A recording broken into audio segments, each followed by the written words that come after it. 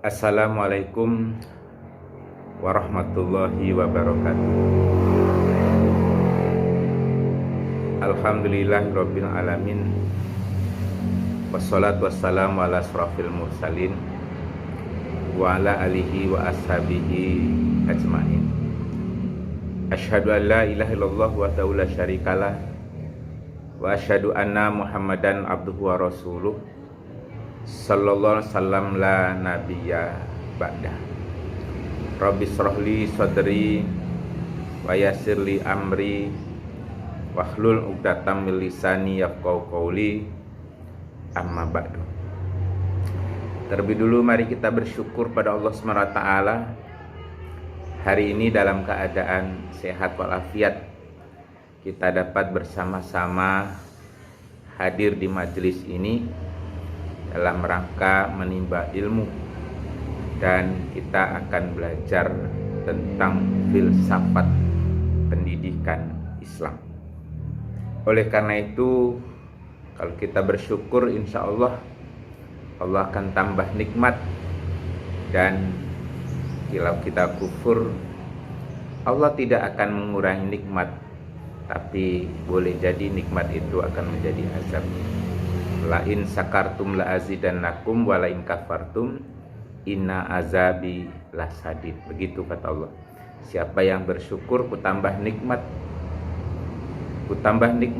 dan siapa yang kufur, sesungguhnya azab Allah itu sangat pedih. Selanjutnya mari kita memperbanyak membaca sholawat dan salam dengan menyebut Allahumma sholli ala Sayyidina Muhammad wa ala alihi Sayyidina Muhammad. Mudah-mudahan dengan memperbanyak baca sholawat dan salam, kelak di yaumil akhir kita semua mendapat syafaat dari Rasulullah SAW. Saudara-saudara sekalian yang dirahmati Allah, filsafat dan pendidikan merupakan dua istilah yang berdiri pada makna yang hakikatnya masing-masing berbeda. Namun ketika keduanya digabungkan ke dalam satu tema khusus, yaitu filsafat pendidikan Islam, maka ia pun memiliki makna tersendiri yang menunjukkan ke dalam suatu satuan pengertian yang tidak terpisahkan antara satu dengan yang lainnya. Kendatipun filsafat pendidikan telah dipandang sebagai suatu disiplin ilmu yang berdiri sendiri, namun bukanlah berarti bahwa kajiannya hanya sekedar menelaah sendi-sendi pendidikan atau filsafat semata. Filsafat pendidikan adalah bagian yang tidak dapat dipisahkan dari filsafat secara keseluruhan, baik dalam sistem maupun metode. Nah, saudara sekalian, ketika konsentrasi dan fokus kajian filsafat ditujukan pada persoalan-persoalan yang berhubungan dengan seluk-beluk pendidikan secara khusus, maka berarti upaya filosofis diarahkan pada suatu bidang kajian yang dalam hal ini adalah problem pendidikan sebagai sebuah realitas. Upaya semacam inilah yang disebut dengan filsafat pendidikan. Atas dasar ini pula, maka pengenalan secara komprehensif terhadap filsafat pendidikan maupun filsafat pendidikan Islam mestilah diawali dengan pemberian pemahaman yang mendalam mengenai filsafat. Nah, pemahaman akan filsafat sangat menentukan sistem dan pola yang akan ditempuh oleh seseorang dalam menggunakan daya pikiran memandang realitas sesuatu itu dari sudut pandang filsafat. Saudara, hal itu menentukan atau memilih sesuatu dengan tema-tema khusus. Nah, memiliki konsentrasi dan aplikasi pada kegiatan filsafat pendidikan tentunya sebagai implementasi metode filsafat di bidang pendidikan. Bila filsafat dalam tanda kutip dikaitkan dengan masalah pendidikan, tentu berimplikasi pada upaya-upaya berpikir kritis, berpikir sistematis, dan radikal. Ada kata-kata radikal ya. Sekarang kan lebih gencar orang menyebut radikal. Tapi radikal di sini adalah kritis dalam memahami suatu, kritis dalam memahami masalah, kritis dalam memahami bagaimana pendidikan itu bisa terlaksana secara baik, diterima oleh masyarakat, diterima oleh siswa, diterima oleh seluruh komponen, sehingga pendidikan itu benar-benar dapat terwujud. Radikal yang dimaksud di sini adalah bisa meneladani, menelaah, dan kerja nyata dalam hal ilmu pendidikan, sehingga bisa diterapkan dalam hati, bisa diterapkan dalam jiwanya, bisa diterapkan dalam perbuatannya, dan atas dasar itu dia bisa berbuat lebih baik, berbuat lebih nyata dan real, bukan hanya sekedar angan-angan saja. Dan universal yang dimaksud adalah universal secara menyeluruh dalam dunia pendidikan, tentang berbagai persoalan, tentang berbagai masalah yang berkenaan dengan seluk-beluk dunia pendidikan dan kemajuan pendidikan itu sendiri. Saudara sekalian, filsafat pendidikan secara langsung memberi perhatian, memberikan perhatian secara khusus bidang-bidangnya, karena filsafat secara umum bisa dikaji dari seluruh alam semesta, tapi filsafat pendidikan dikaji dalam bidang-bidang pendidikan.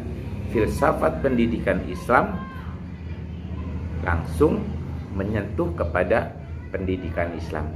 Ini perlu perhatian pada apa saja yang harus dilaksanakan, merupakan kegiatan filsafat secara keseluruhan, baik dalam sistem maupun dalam orientasi di lapangan. Hal yang membedakan aktivitasnya hanya pada konsentrasinya. Misalnya dia filsafat umum membahas tentang masalah-masalah umum. Filsafat pendidikan membahas masalah-masalah pendidikan secara umum. Filsafat pendidikan Islam membahas masalah-masalah pendidikan Islam secara menyeluruh, bisa dilaksanakan tepat waktu, bisa dilaksanakan sesuai dengan tingkat usia, bisa disampaikan sesuai dengan kapasitas setiap siswa. Karena kita tahu bahwa semua siswa itu mempunyai kondisi berbeda-beda, dari latar belakang kehidupan orang tua yang berbeda, dari latar belakang ekonomi yang berbeda, dari latar belakang lingkungan yang berbeda, dari latar tempat tinggal yang berbeda. Mereka yang ada di pulau kecil tidak sama yang dengan berada di pulau yang besar. Mereka yang di pinggir pantai tidak sama dengan yang berada di gunung. Begitu seterusnya. Karena setiap siswa itu dari latar belakang pendidikan yang berbeda. Orang tuanya juga demikian. Ada orang tuanya yang berpendidikan tinggi, ada orang tuanya yang bilang betul-betul tidak pernah sekolah, ada yang orang tuanya berpendidikan tapi tidak peduli terhadap anak-anaknya. Kemudian dari filsafat inilah mencoba untuk ditunjukkan bagaimana realisasi sebenarnya di lapangan yang terbatas dalam berbagai problem dan isu-isu pendidikan. Saudara-saudara sekalian, nah, apa yang dimaksud dengan filsafat pendidikan Islam? Ada dua pendapat yang berbeda dengan asal-usul tentang filsafat, baik secara etimologi maupun secara terminologi. Mari kita coba lihat dari sudut pandang etimologi. Pendapat pertama menyebutkan bahwa filsafat berasal dari bahasa Arab. Filsafat berasal dari bahasa Arab, yaitu falsafah dengan timbangan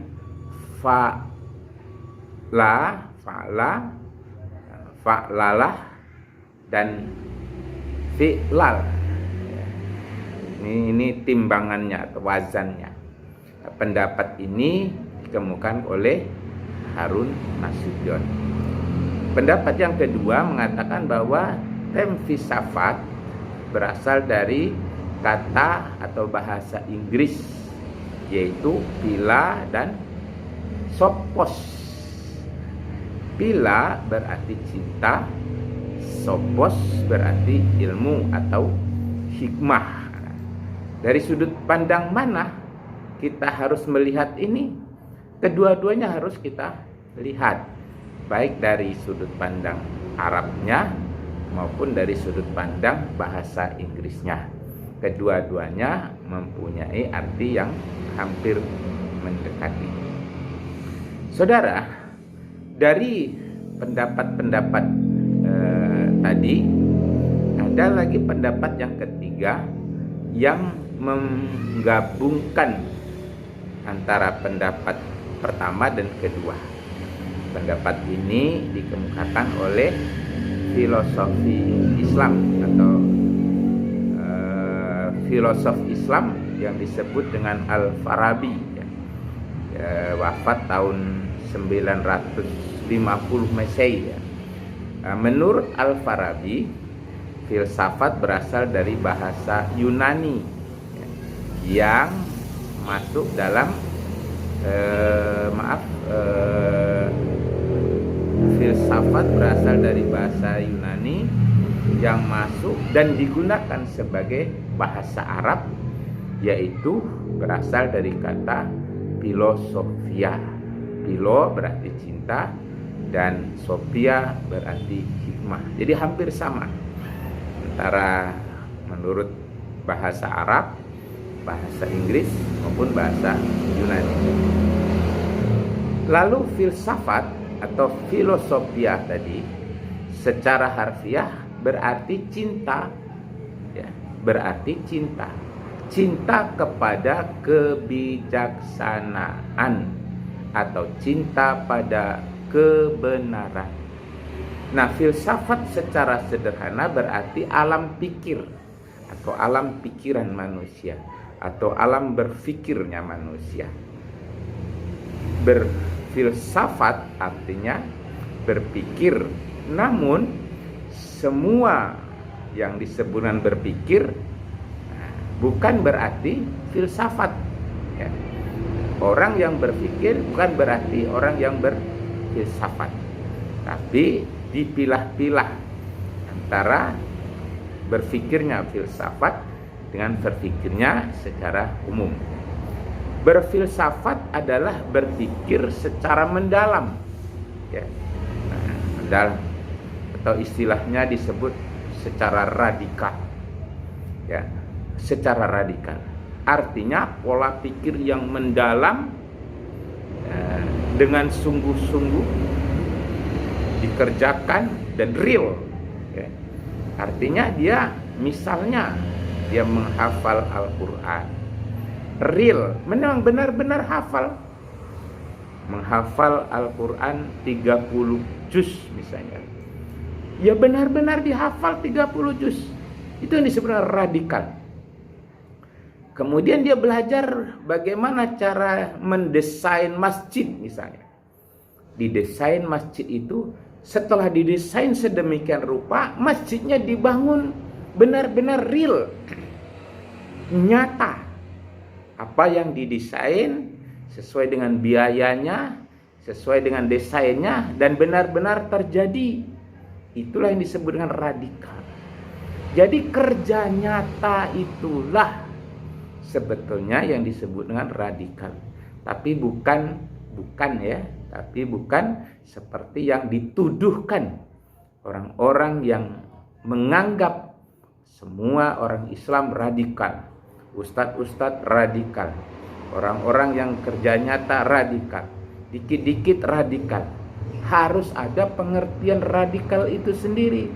Radikal yang dimaksud dalam filsafat ini adalah bekerja secara real, belajar secara real, nyata, dan hasilnya nyata. Walaupun belajar itu memang tak terlihat, ilmu itu tidak terlihat, belajar tidak terlihat, ilmu tidak terlihat. Kalau kita belajar membaca buku tidak terlihat, karena ilmu itu abstrak. Ilmu itu abstrak. Baru bisa terlihat apabila ilmu itu benar-benar diamalkan. Misalnya belajar sholat 5 waktu. Dia sudah hafal, dia sudah tahu gerakannya, dikerjakan, dilaksanakan real, baru terlihat. Oh, ternyata memang sholat 5 waktu ini seperti ini. Azan misalnya, betul-betul dipraktekkan di lapangan, betul-betul praktek, yang betul-betul terjadi. Ini azan, ya disebutkan kumandang azan. Nah, kumandang azan bukan untuk dikata-katain, bukan untuk dibanding-bandingkan, tapi benar-benar diresapi bahwa seruan azan itu lafadznya seperti ini dan dipraktekkan di lapangan. Nah, saudara sekalian, mari kita lihat beberapa pendapat ulama, ya, atau pendapat para ahli, ya, tentang filsafat. Ya. Ya, kita ambil dari beberapa ahli dari Barat maupun dari kalangan Islam. Misalnya pertama kita lihat Plato. Mungkin kita kenal sudah Plato. Jadi kalau kita bahas ini terlalu luas. Ya. Plato ini hidup antara tahun 427 sampai 347 sebelum Masehi. Di zaman sebelum Masehi. Menurut Plato, filsafat itu adalah pengetahuan tentang sesuatu yang ada. Jadi sesuatu yang ada. Lalu kita bisa tanyakan, apakah pendidikan itu memang ada? Ya, cuman tidak bisa dilihat. Karena pendidikan itu abstrak. Pendidikan itu abstrak, baru bisa terlihat apabila pendidikan itu diamalkan, dipraktekkan, dikerjakan. Itu menurut Plato. Nah, yang kedua, mari kita lihat menurut Aristoteles. Ini Aristoteles ini juga hidup pada tahun 384 sampai 322. Ini hitungan mundur sebelum Masehi. Perkiraannya seperti itu. Menurut Aristoteles, filsafat itu menyelidiki sebab dan asas segala benda. Loh, kalau tadi segala sesuatu yang ada, sekarang segala benda. Nah, yang ada belum tentu benda, tapi benda jelas terlihat, dirasakan. Benda itu biasanya sesuatu yang bisa dilihat, bisa dirasakan, ya, itu yang namanya benda, baik benda hidup maupun benda mati. Nah, sedikit agak berbeda. Mari kita lihat yang ketiga, pendapat Marcus Tulus Cicero.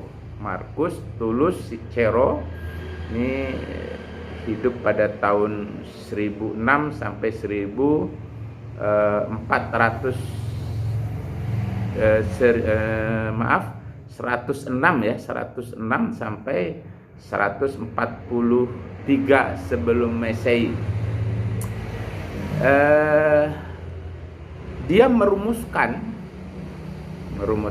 filsafat sebagai pengetahuan tentang segala yang maha agung dan usaha untuk mencapainya. Jadi sesuatu yang diagungkan, sesuatu yang memang benar-benar berharga, dan untuk berusaha bagaimana cara mendapatkan. Nah, kalau kita lihat pendidikan kan sangat berharga, lebih berharga dari harta benda, karena untuk mendapatkan harta benda harus dengan ilmu, ya kan? Tapi ilmu itu tidak terlihat, sedangkan harta benda bisa terlihat. Ini bedanya antara ilmu dengan harta. Bedanya, ilmu menjaga kita dan harta kita yang menjaganya. Jadi untuk mencapainya itu, menurut Marcus Tullius Cicero ini, semuanya harus diusahakan. Jadi pengetahuan tentang segala yang maha agung dan usaha-usaha untuk mencapainya. Jadi pengetahuan yang agung itu artinya pengetahuan yang memang besar, kemudian bagaimana cara mencapainya. Boleh jadi dengan cara bekerja keras, boleh jadi dengan cara bersama-sama, dan yang penting dapat mencapai tujuan yang dimaksud. Nah, menurut pendapat ahli filsafat Islam, ini menurut Al-Farabi, ini lahir wafatnya tahun 950 Masehi. Kata Al-Farabi, filsafat adalah ilmu pengetahuan tentang alam maujud, ya, dan ruang lingkup filsafat pendidikan Islam menyelidiki hakikat yang sebenarnya. Jadi tentang alam maujud ini artinya alam yang bisa dilihat dengan ainul yakin.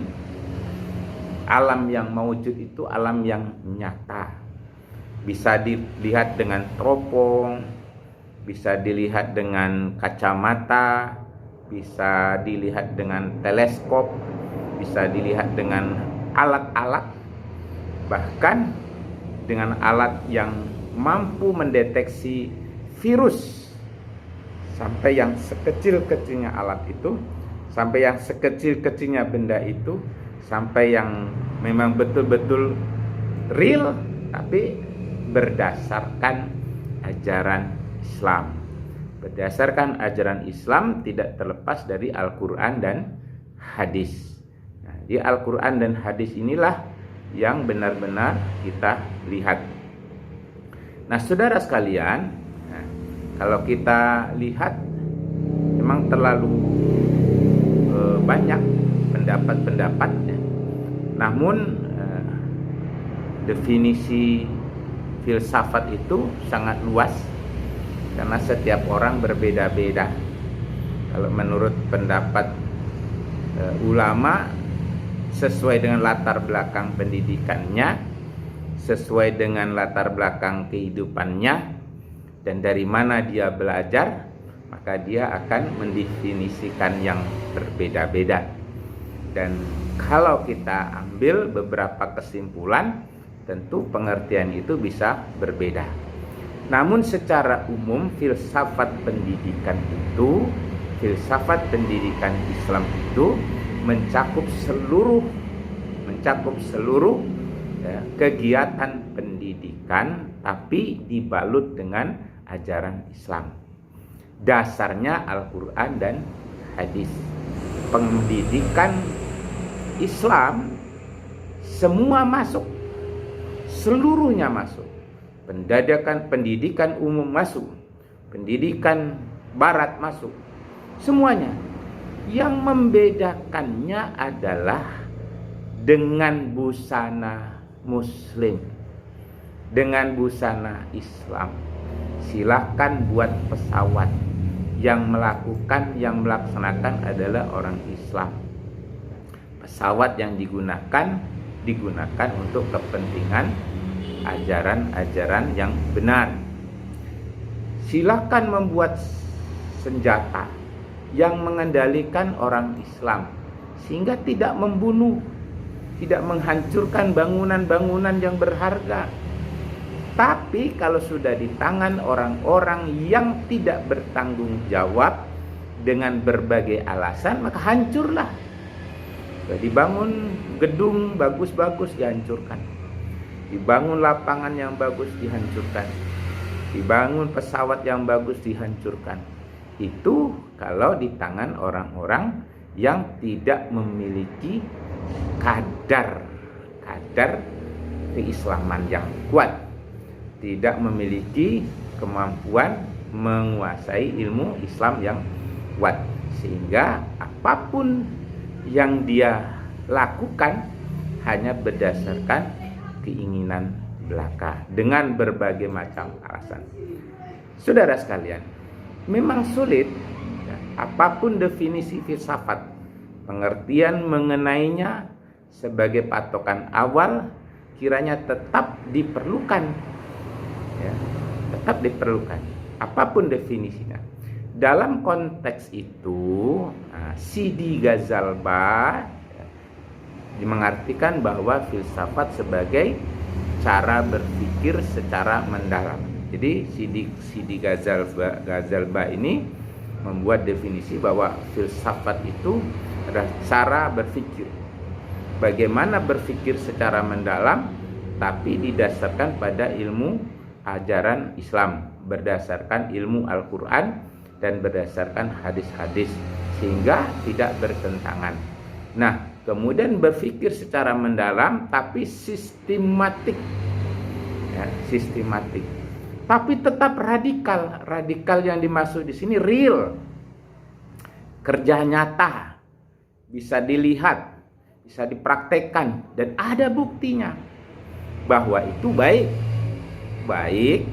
Setiap orang mempunyai pendapat yang berbeda, tapi baik menurut Islam itu bisa diterima oleh semua orang. Baik menurut perorangan individu berbeda-beda. Karena itu orang mengartikan radikal itu berbeda-beda. Orang menganggap radikal itu sesuatu yang merusak. Orang menganggap radikal sesuatu yang menghancurkan. Ada ulama dikit-dikit dicap sebagai ulama radikal. Ada guru radikal. Jadi radikal itu harus dibuat definisi khusus supaya orang tidak asal menuduh radikal. Ada guru disebut radikal.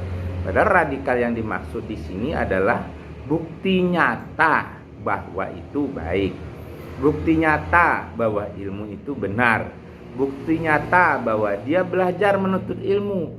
Bukti nyata bisa dipraktekkan, bisa diamalkan bahwa itu memang benar-benar berasal dari yang benar. Nah, universal harus mencakup seluruhnya. Mencakup seluruh alam semesta ini, tapi tidak bertentangan dengan ajaran Islam. Dalam rangka mencapai kebenaran, inti atau hakikat mengenai filsafat ini harus ada, harus nyata. Nah, saudara-saudara sekalian, kalau kita ambil dari pengertian yang saya sampaikan tadi, nah kita bisa buat semacam satu pemikiran ya, khusus bahwa filsafat itu adalah sebuah ilmu yang mengandalkan penggunaan akal atau rasio sebagai sumbernya. Tapi kalau filsafat pendidikan Islam, Al-Quran dan hadis.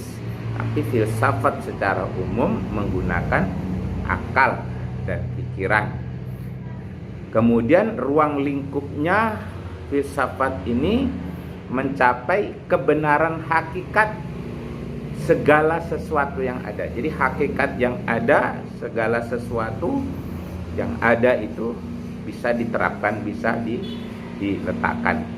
Yang ketiga, objek material filsafat pendidikan Islam adalah segala sesuatu yang ada, segala sesuatu yang mencakup, yang tampak maupun yang tidak tampak, tapi berdasarkan Al-Quran dan hadis. Kemudian yang keempat, metode yang digunakan dalam berpikir filsafat pendidikan Islam adalah sifatnya mendalam, ya, sistematik, radikal, dan universal. Ini harus universal. Universal ini mencakup seluruhnya. Oleh karena itu, filsafat pendidikan Islam itu menggunakan akal, menggunakan Al-Quran, menggunakan hadis sebagai sumbernya. Maka kebenaran yang dihasilkan dapat diukur melalui sesuatu yang logis, sesuatu yang nyata, sesuatu yang dibimbing oleh wahyu, ya, dibimbing oleh pengetahuan tentang agama dan kebenaran. Dan yang kelima, filsafat sebagai ilmu istimewa. Kenapa disebut sebagai ilmu istimewa? Saya ulangi, filsafat pendidikan Islam sebagai ilmu yang istimewa. Karena filsafat pendidikan Islam mencoba menjawab persoalan-persoalan yang tidak dapat dijawab oleh ilmu pengetahuan lainnya. Jadi semua dijawab oleh filsafat pendidikan Islam karena dituntun oleh Al-Quran, dituntun oleh wahyu, sehingga apapun yang dibuat, yang disandarkan bisa dicakup, bisa dicapai, mencapai sesuatu yang bisa dipertanggungjawabkan. Mungkin itu saja dulu ya, sebagai pengantar, dan isi belum disampaikan apa itu filsafat, karena kalau sudah kita mengkaji filsafat pendidikan Islam ini tidak cukup dalam waktu yang singkat, tapi mudah-mudahan sebagai pendahuluan ini bisa bermanfaat, dan mari kita ambil hikmah dari segala sesuatu supaya ilmu ini bisa dicoba diterapkan, terutama bagi calon-calon guru, ya, calon-calon guru, kemudian